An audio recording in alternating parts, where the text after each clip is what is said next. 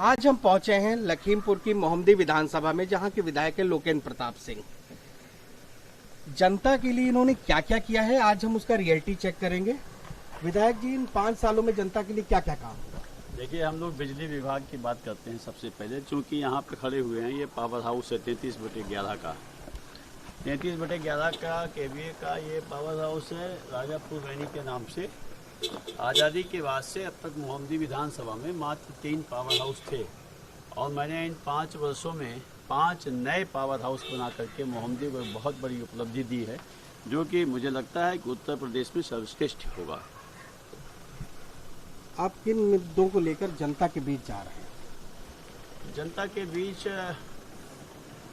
बहुत सारे मुद्दे हैं, बहुत सारे विषय हैं। मुद्दे तो नहीं है, बल्कि बहुत सारे काम ऐसे हैं जो कि अभी हमारे अछूते पड़े हैं, और जिनकी फाइलें, जिनकी पत्रावलियाँ शासन में विचाराधीन है, कोविड की वजह से नहीं हो पाई थी। उन सारे कामों को पूरा करना ही हमारा देवा स्वप्न है। आने वाले 5 साल में क्या क्या नई योजनाएं हैं? आने वाले 5 साल में जो हमारी योजनाएं हैं, उनमें सबसे पहले तो जो हमारा यहाँ भी इस बार जीतने पर भी जो ड्रीम प्रोजेक्ट था, वह था मोहम्मदी को जिला बनाना। लेकिन वो चूँकि पूरे उत्तर प्रदेश में माननीय महाराज जी ने कहा भी था कि अगर एक भी जिला प्रदेश में बनेगा तो तुम्हारा भी बनेगा, लेकिन चूँकि प्रदेश में कोई जिला नहीं बना है, इसलिए हमारा यह काम रुका पड़ा है। जीतने के बाद अपने इस जिला को पत्रावली हमारी वहाँ विचाराधीन है शासन में, और उसे निश्चित रूप से मैं प्रयास करूंगा कि ऐसा काम हो जाए हमारे। दूसरा वो अपना 5 नए और पावर हाउस हमने प्रस्तावित किए हैं, वह भी स्वीकृत होने की ओर अग्रसर है, प्रत्याशा में है स्वीकृति के। उचौलिया चौकी जो है वह थाना बन जाए, वह भी विचाराधीन है, पत्रावली कंप्लीट है उसकी शासन में। देवीगंज ग्राम सभा वह नगर पंचायत बन जाए, उसकी भी पत्रावली पूर्ण होकर के शासन में विचाराधीन है। पोस्टमार्टम हाउस और आपका अग्निशमन केंद्र, इन दोनों की भी पत्रावलियाँ अपनी सारी औपचारिकताएं पूर्ण करके शासन में विचाराधीन है। तो इस शासन में जो विचाराधीन पत्रावलियाँ हैं, इनको पहले साल ही मैं प्रयास करूँगा पूरा कराने का।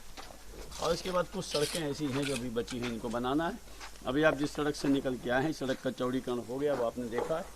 ये प्राथमिक स्वास्थ्य केंद्र है राजापुर वैनी। ये स्वास्थ्य केंद्र 40 वर्षों के बाद मोहम्मदी विधानसभा में कोई एक स्वास्थ्य केंद्र बना है, और यह भी एक हम लोगों की उपलब्धि है। पिछले 1 साल में जिस तरह देश में किसान आंदोलन की आग फैली हुई है, आपके क्षेत्र में क्या है? हमारे यहाँ कुछ ऐसा है नहीं, मैं तो किसान ही हूँ, खेती ही मेरा मूल आधार है। मेरा मानना है कि जो किसान बिल है वह आदरणीय मोदी जी ने वापस ले लिया, लेकिन लोगों ने उसे समझने का प्रयास नहीं किया। मेरी अपना व्यक्तिगत विचार है कि वह किसान बिल में कोई कमी नहीं थी, और यदि कोई कमी थी तो उसमें राजनीति न करके ईमानदारी से बैठ के बातचीत चर्चा करके विपक्ष से सुलझाने की बात करता।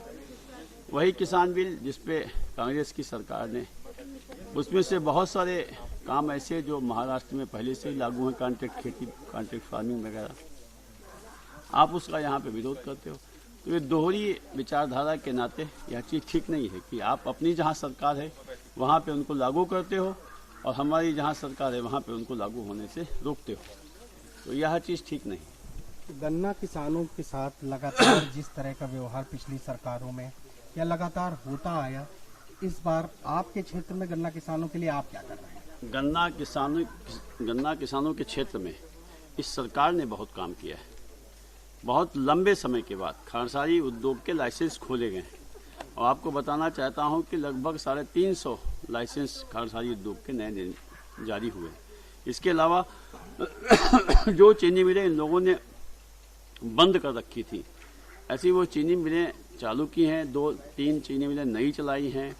गन्ना किसान का इस बार मूल्य भी बढ़ाया गया है, और बेसिकली जो हमारी विधानसभा क्षेत्र है, यहाँ पे 2 चीनी मिलें हैं, एक कुंभी चीनी मिल और एक अजवापुर चीनी मिल। दोनों चीनी मिलों का पेमेंट अपडेट है, 1 हफ्ता के अंतराल से पेमेंट आता है। हमारे क्षेत्र में किसी गन्ना किसान को किसी प्रकार की समस्या नहीं है। जिस तरह आप आश्वस्त लग रहे हैं अपनी जीत के प्रति, किस पार्टी प्रत्याशी या किस पार्टी से सीधी लड़ाई अपनी मानते हैं? अभी तो ये अन्य विरोधी दल हैं, ये अपना आपस में इनका एजेंडा नहीं तय हो पा रहा है। ये सब आपस में अभी बंदर बांट करने में लगे हुए हैं।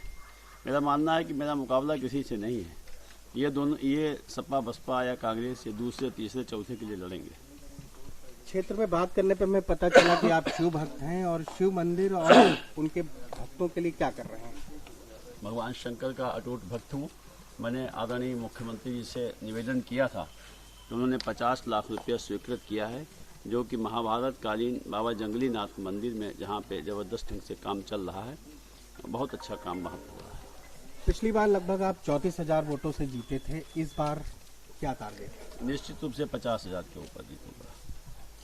तो ये थे हमारे साथ मोहम्मदे विधानसभा के विधायक लोकेन्द्र प्रताप सिंह। यूपी खबर से बात करने के लिए आपका बहुत बहुत धन्यवाद। आपका बहुत हृदय से आभार।